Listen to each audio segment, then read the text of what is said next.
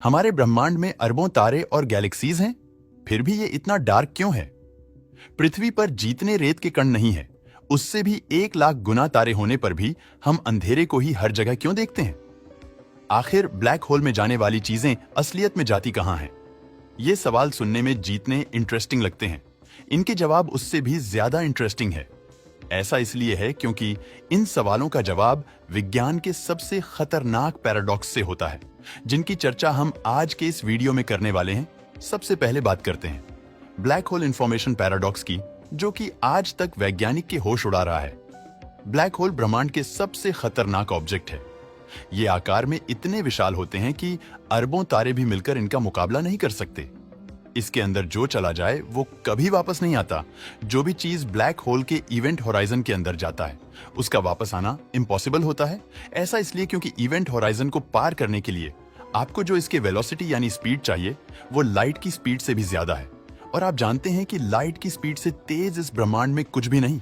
इसलिए जो भी चीज इवेंट होराइजन यानी ब्लैक होल की बाउंड्री के अंदर चली जाती है, वो इस ब्रह्मांड से हमेशा के लिए गायब हो जाती है।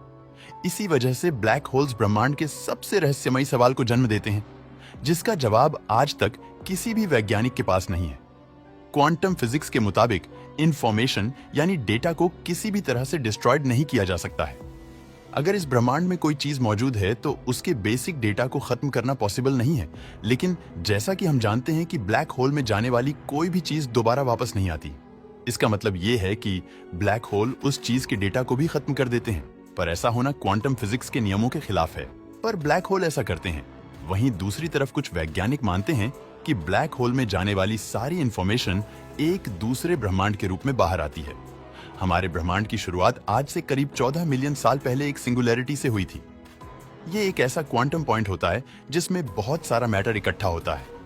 इंटरेस्टिंग बात यह है कि ऐसी ही एक सिंगुलरिटी ब्लैक होल के केंद्र में भी पाई जाती है। कुछ साइंटिस्ट के मुताबिक ब्लैक होल की यही सिंगुलरिटी आगे चलकर एक ब्रह्मांड का रूप ले लेती है, जिससे इंफॉर्मेशन पैराडॉक्स सॉल्व हो जाता है। ये दोनों ही हाइपोथेसिस काफी अच्छे हैं, लेकिन साइंस बिना प्रूफ के काम नहीं करता।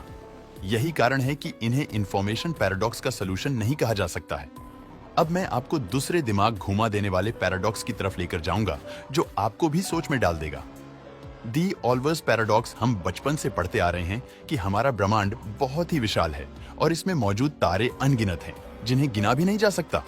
लेकिन इस फैक्ट के बावजूद जब हम रात के आसमान को देखते हैं तो वे हमें बिल्कुल डार्क दिखाई देता है। अगर हमारे ब्रह्मांड में अनंत तारे हैं तो उनके द्वारा रिलीज की गई लाइट पूरे आसमान को उजागर क्यों नहीं करती? ऑल्बर्ट्स पैराडॉक्स इसी क्वेश्चन पर आधारित है।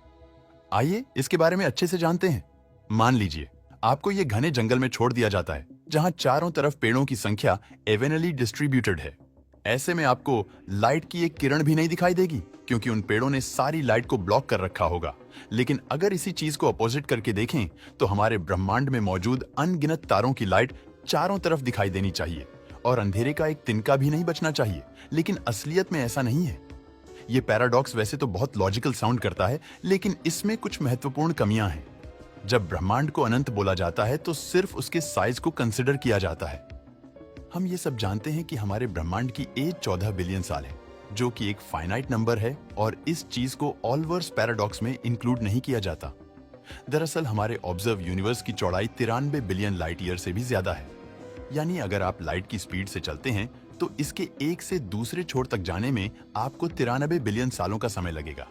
आसान भाषा में कहें तो भले ही हमारा ब्रह्मांड अनंत हो, लेकिन उसका वह हिस्सा जिससे लाइट हम तक पहुंच सके वह फाइनाइट ही है। यही कारण है कि हमें चारों तरफ तारों की रोशनी नहीं दिखाई देती।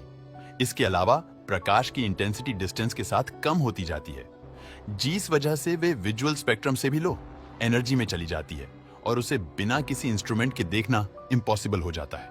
इन्हीं दो कारणों की वजह से हमें रात का आसमान सूर्य की तरह चमकता हुआ नहीं दिखाई देता। दोस्तों, वीडियो पसंद आया हो तो लाइक और शेयर करें